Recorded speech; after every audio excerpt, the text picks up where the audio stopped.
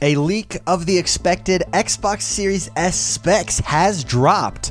What's it like and how does it compare to the Series X? We will discuss in today's video. But before we do, don't forget to hit that like button and subscribe to this channel. We are the XoneBros. This is your positive gaming and Xbox community. If you love all things Xbox, then this is the channel for you. So in a news story over at tweaktown.com by Derek Strickland, we did get some more information on the Series S. I've linked to the news story in the description, so make sure you go check it out. Everything's there, all the leak, all the information, all the spec information is there.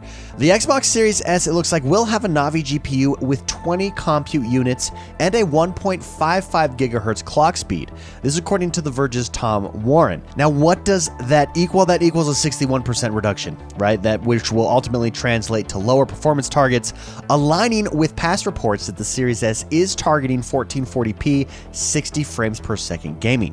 There is also a 275 megahertz difference between the Series X 1.825 gigahertz and the Series S 1.5 gigahertz GPUs. So we're getting a little bit more powerful GPU on the Series X as well, which makes sense if we're going for 4K 60 frames per second, where we're only going to 1440p 60 frames per second on the Series S. Now, further on, the GPU reports have only mentioned that the teraflop performance target is about 4 teraflops, or 66% weaker than the Xbox Series X's monstrous 12 teraflop of power, which is ginormous. I mean, that's how we're able to hit that 4K 60 frames per second natively on the Xbox Series X, which is very exciting. So what we are seeing here with the Series S is something that is weaker than the Series X. However, remember, the Series X is going to be Xbox top tier high-end console. The Series S aims to be the Xbox One S of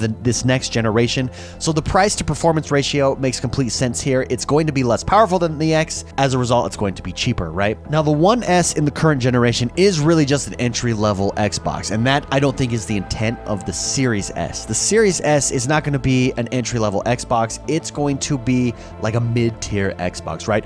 Remember, they're keeping the One S for this generation around, and that ultimately is going to be the entry-level Xbox for gamers, right? The Series S will be a digital-only system with 10 gigabytes of DDR6 RAM, but it will retain the same 8-core Zen 2 CPU, high-speed PCI 4.0 SSD, and play all games the Xbox Series X can play. With these lower specs, the Series S is expected to cost at least $100 cheaper than the Series X, and it could possibly be even cheaper. I bet you it's around $150 cheaper. I mean, I guess that depends on what the Series X comes in at. Does it come in over $500, which I think they're going to stick to that $500 price point, but I don't know, maybe not. Now, there is no verdict whether or not the Series S will support 120 hertz or variable refresh rate displays, or if it can perform Microsoft's new hardware accelerated ray tracing in games. I think it is going to have ray tracing. I think ray tracing is the next gen. If it doesn't have ray tracing, I see it as a harder sell for those that already have an Xbox One X. What really is the upgrade? I mean, you're getting a little bit faster speeds and stuff like that, but I think ray tracing is the selling point for next generation. So I do think that the One S will have ray tracing,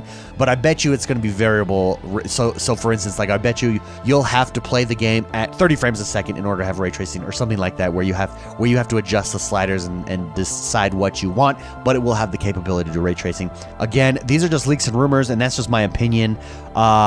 We will hear more by the end of the month, but regardless of what we hear, I'm very excited. I've said it before, but options are always a good thing. We've never had this many options at the beginning of a new console cycle, and that's good. That benefits us as gamers. I myself am all in on the Series X. However, I do think a cheaper but upgraded experience that the Series S can offer gamers is amazing. So what do you think? Is the Series S the console for you, or are you all in on the Series X? Let me know in the comments below. Again, don't forget to hit that like button, subscribe to this channel, and we'll see you guys next time.